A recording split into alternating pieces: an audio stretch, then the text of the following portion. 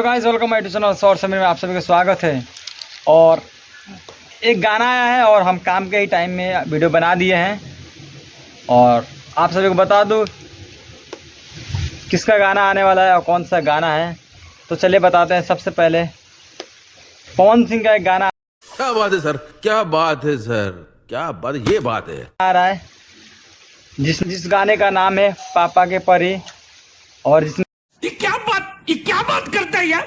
Clean Shalini जो है उनके साथ में डांस किए हैं पवन सिंह के साथ में और म्यूजिक दिए हैं प्रियांशु सिंह और गाने को लिखे हैं आशुतोष तिवारी और गाए हैं पवन सिंह और एक वाला है।